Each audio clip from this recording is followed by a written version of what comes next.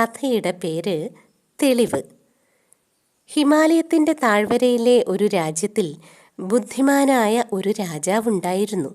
അദ്ദേഹം എല്ലാവരുടെയും പരാതി നേരിട്ട് കേട്ട് അതിനുചിതമായ തീർപ്പ് കൽപ്പിച്ചിരുന്നു.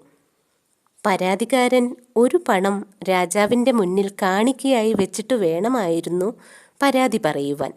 അതായിരുന്നു പതിവ്. ഒരു ദിവസം ഒരു എണ്ണയാട്ടുകാരൻ കരഞ്ഞുകൊണ്ട് രാജാവിൻ്റെ മുന്നിൽ ഹാജരായി. അയാൾ ഒരു പണം രാജാവിൻ്റെ മുന്നിൽ വച്ചിട്ട് തൻ്റെ സങ്കടം പറയാൻ തുടങ്ങി. മഹാത്മൻ, ഞാനൊരു എണ്ണയാട്ടുകാരനാണ്. ഞാൻ ഓരോ പണം വീതം എൻ്റെ വീടിനടുത്തുള്ള ഒരു കച്ചവടക്കാരനെ സൂക്ഷിക്കാൻ ഏൽപ്പിക്കുമായിരുന്നു. 100 പണം തികയുമ്പോൾ അതുമായി കുംഭമേളയ്ക്ക് പോകുവാനായിരുന്നു ഞാൻ പണം സ്വരൂപിച്ചിരുന്നത്. ഇന്നലെ 100 തികഞ്ഞു. ഇന്ന് ഞാനത് തിരിച്ചാവശ്യപ്പെട്ടപ്പോൾ അയാൾ പറയുകയാണ് എൻ്റെ കയ്യിൽ നിന്ന് നയാ പൈസ പോലും വാങ്ങിയിട്ടില്ലെന്ന്. അങ്ങിടപെട്ട് എൻ്റെ പണം വാങ്ങിത്തരണം. രാജാവ് കച്ചവടക്കാരനെ വരുത്തി. ഇയാൾ പറയുന്നതിൽ വാസ്തവമുണ്ടോ? അയാളോട് രാജാവ് ചോദിച്ചു. ഇല്ല മഹാരാജൻ, അയാൾ പച്ചക്കള്ളം പറയുകയാണ്, കച്ചവടക്കാരൻ പറഞ്ഞു. ഇയാളെ പൈസ ഏൽപ്പിച്ചതിന് നിങ്ങളുടെ കയ്യിൽ എന്തെങ്കിലും തെളിവുണ്ടോ? എണ്ണയാട്ടുകാരനോട് രാജാവ് ചോദിച്ചു. ഇല്ല അങ്ങുന്നേ. രാജാവ് കുറച്ചു നേരം ആലോചിച്ചു. എന്നിട്ട് കച്ചവടക്കാരനോട് പറഞ്ഞു, നിങ്ങളുടെ കയ്യിലെ മുഴുവൻ നാണയങ്ങളുമായി നാളെ രാവിലെ ദർബാറിൽ വരിക. ഉത്തരവ് പോലെ കച്ചവടക്കാരൻ സമ്മതിച്ചു. പിറ്റേന്ന് രാവിലെ കച്ചവടക്കാരൻ തൻ്റെ കയ്യിലെ നാണയങ്ങളുമായി കൊട്ടാരത്തിലെത്തി.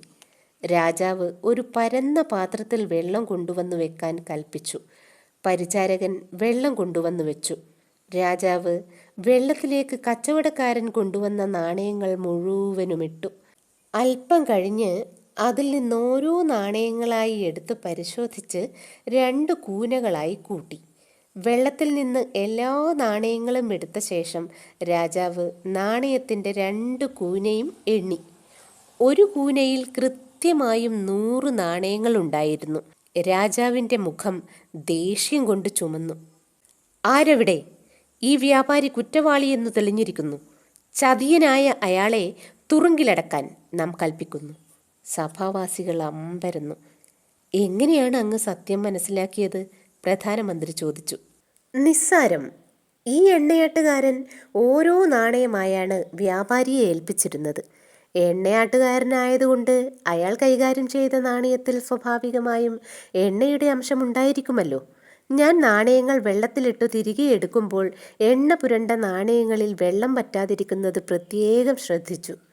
അവ മാത്രം എടുത്ത് എണ്ണി നോക്കിയപ്പോൾ കൃത്യം 100 എണ്ണവും. പിന്നെയാണോ കുറ്റവാളിയെ പിടിക്കാൻ പ്രയാസം? രാജാവിൻ്റെ വാക്കുകൾ കേട്ട് ദർബാറിലെ അംഗങ്ങൾ അദ്ദേഹത്തെ വാനോളം പുകഴ്ത്തി.